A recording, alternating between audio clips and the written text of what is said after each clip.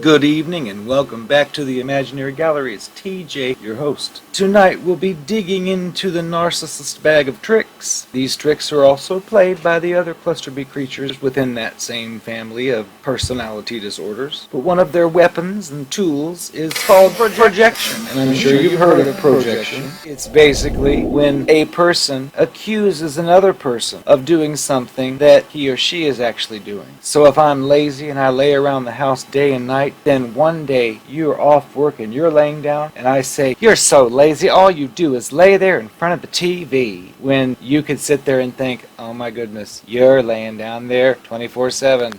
I'm going to go over a few examples of this phenomenon and put it into some realistic terms. Let's go back to that first example. These creatures often will use projection creatively. It's one of their only forms of creativity, I've come to find out. They will incorporate projection in with other manipulation, including gaslighting. And going back to that example, say that you did meet this person, you eventually moved in together, both of you had jobs working daily, and then you'd come together in the evening, and then somehow something changed, and all of a sudden the person you're with, in this case the man, somehow, for some reason, doesn't have a job anymore. You're working 50, 60 hours a week, and over time you notice that this creature is lazy. It's laying in front of the TV all day, all night. You may become fed up with it. So you, being a regular person, may approach it and say, "Hey, you've been out of work now for 9 months or a year or however long, and I think that you either need to find some employment or you need to get out of here." Let's say you're paying all the bills and you're noticing that this person can work if it wants to. It's got it too easy. I'm paying for everything. Who knows what it's doing when I'm gone at work? You think it's in front of the TV all day, but it could be doing anything and you wouldn't know. Regardless, when you approach it, you're coming to it as a real person with a real concern. It's very likely such a creature will twist it around, and instead of saying, "Oh, okay, it has been a long time, I guess I'll make sure I get a job now." But you won't get that. You'll get them to throw it back on. What about how you don't spend enough time with me with this or that? You don't care about this. They'll come up with something to avoid accountability, to avoid saying, "Oh wow, it has been 9 months. I guess maybe I should get busy. I'm lazy. Okay, I'm going to do it tomorrow." But you won't get any of that. You'll get it turned around on you. "You're so selfish. You're so ungrateful. I did this for you back when we first met." Which, of course, was carefully orchestrated. In this type of interaction, you are simply addressing something that's a problem. They're coming back to you with their usual blame shifting. "Well, what about you did this? You don't care about me enough," or whatever it is. That's their classic way of not accepting accountability or responsibility for what they're doing. Maybe they're laughing to themselves thinking, "I got away with it. Yeah, I was employed when I first met the person. Couldn't wait to quit or get fired.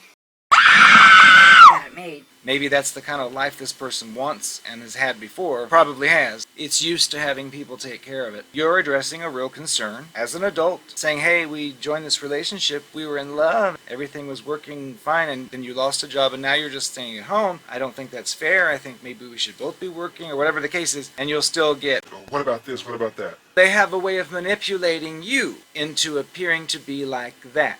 Instead of addressing the concern they're bringing up, it makes it look to others as if you are coming back to them with the same type of crap I just mentioned. But it's not the same. In that first example, say you're together at the dinner table in public at a restaurant and you're having this conversation. If the creature says something, which they often do, it's designed to bait you into becoming enraged and giving a reaction which gives them the idea and the proof that they matter because you're another person. You're reacting in such a way, it's designed that way, and it makes them feel special. But they may say to you, "You were so lazy today laying on the couch." and they may say it quietly. But then your response will be, like we said before, you'll say, "You're the one who sits in front of the couch all day." That's going to sound to a stranger like you're some witch that's just ungrateful and this man you're with is innocent. You're going to look like the bad guy or the bad gal, when really you're stating the facts. And this creature is misleading you by stating the false claim that you're lazy and you laid on the couch all day today. Well, a third party listening is going to think, "Wow, she's a bitch. That poor guy, oh, And that's how they can manipulate others as well. They know that they're the one who's lazy and in bed all day, but they're going to keep that quiet and pretend like they're thinking you're the lazy one. And of course you're going to feel the need to defend yourself, so you'll speak up. What do you mean? You're the one who does... And you sound just like them, but you have to remember, it's not the same thing. They're using such excuses to avoid responsibility. You are using these statements to clarify the lie the creature implied by saying what it said about you being lazy. People on the outside watching won't know any of that. They'll just see you as a complaining witch. And then, of course, these creatures can then, when you go to the bathroom, say, Oh, she is so terrible. It's so awful. Oh, it expects so much from me. I had this problem with this job that I had, and I lost it because... And they'll give their sob story, and others will be like, yeah, you're a nice person. She's a witch. And they use that to turn people against you, sometimes even your own friends and family. It's all tied into the projection. These creatures typically have lots of experience in their craft of being creeps. And over the years, they oftentimes will learn some of the lingo, so they may even learn the word projection. For example, if you meet someone who looks like a loose whore and seems like it's dating everybody, but it acts like it wants to date you and be with you only, you may question it and say, wait a second, don't you like to be with lots of people? I see you all the time with your tongue down so many people's throat in public. You're simply making an inquiry because this person's claiming, oh, I'm in love with you. Well, if you ask this question, which is a legitimate question if that's the situation, you may get, Oh, that's what you do. You're doing that. You're projecting. They'll use that word or any others that they've picked up on in their therapy sessions with others, with their experience with others. They've got a whole memory catch full of these discussions, so they can come out in any number of ways. Sometimes these creatures project and actually tell on themselves. Such as I knew a tale of a young lady who was married to one of these creatures. In the beginning of their marriage, he constantly said things to her like, Did you sleep with him? Are you sleeping with that person? Are you with this one? basically stating that he thinks that she was with all these other men while they're married. Of course, this girl didn't know what projection was, and she thought, oh my goodness, he really must think that. So she would bend over backwards to say, oh no, I haven't done that. Oh no, I didn't. The fact came out later that it was actually him who was doing it. But these entitled creatures feel that it's perfectly fine for them to be sneaking around behind your back. But if you're doing it, oh, they're going to act like it's just the most horrible thing ever.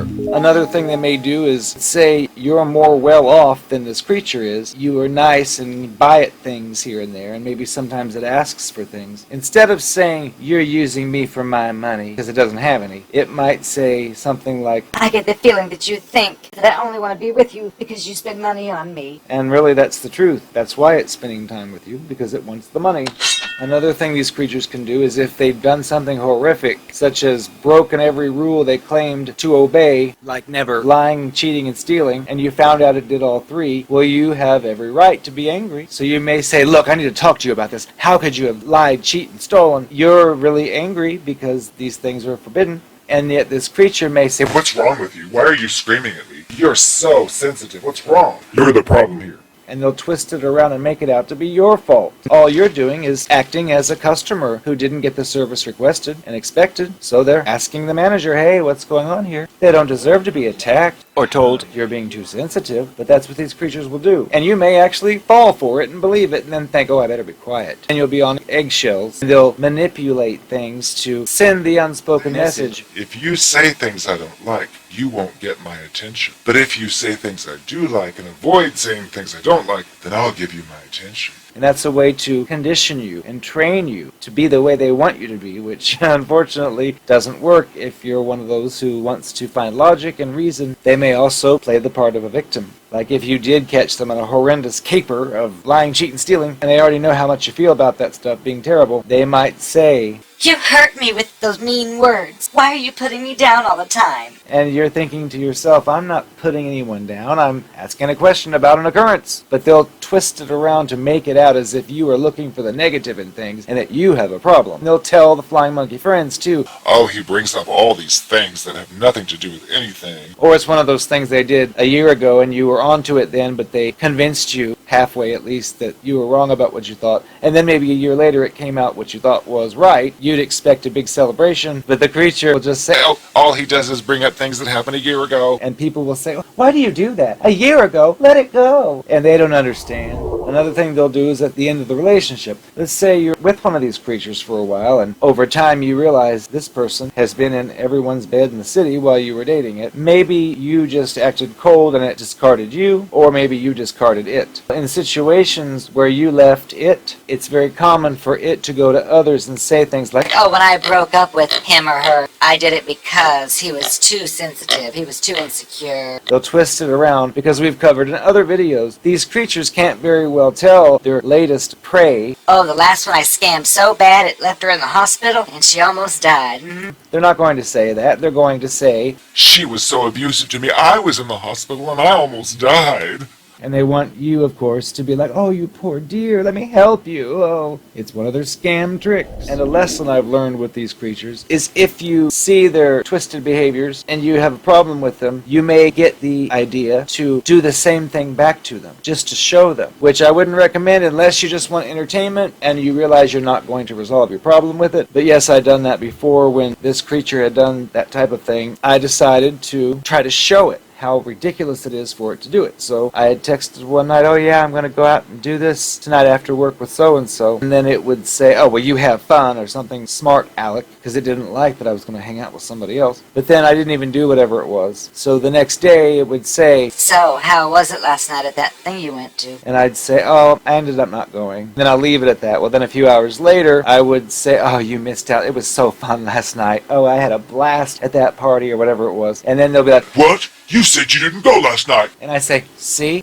how it feels? Now knock it off. That does not work with these creatures. If anything, what that will do is they'll say in their mind, How dare you trick me? I'll show him. I'm going to get him back even worse. because it's all about revenge with these creatures. They want to get you back for wronging them. They don't see that you are actually doing something back to them they did to you first to show how stupid doing that is. No, they just see it as you wronging them, and they're going to pay you back for it. Wonderful people. The last part of this discussion is a discovery I've made relating kind of to this projection thing. The way these creatures are so out of touch with reality, look out for this particular line if you think you might be dealing with one.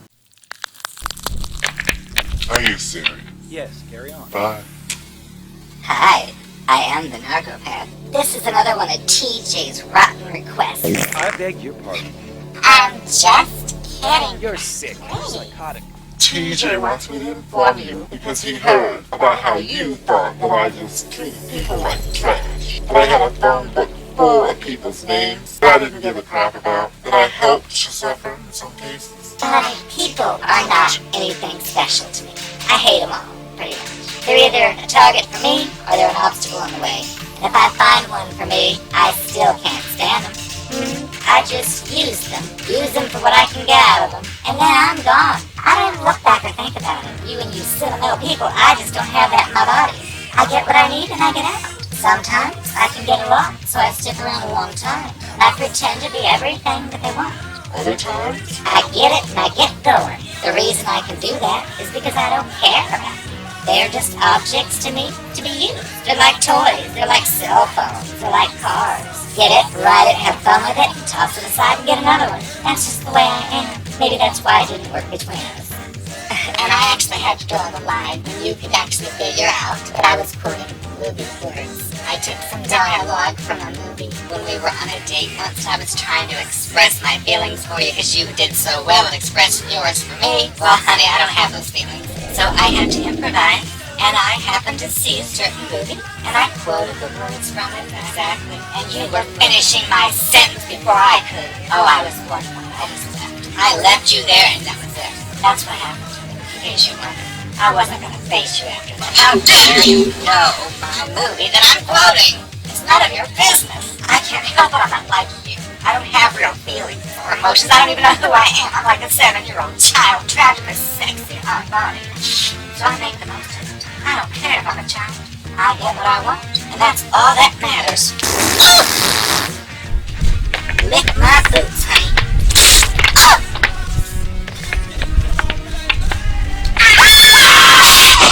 So maybe you're better off with whatever you found. It will never be as sexy as I am.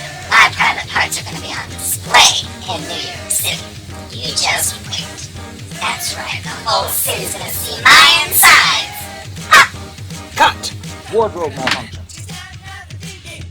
The whole city's gonna see my insides plastered out there in the world for everyone to look at and lick. I'm bound to sell a lot more squirt Virginians with that. Molded after me.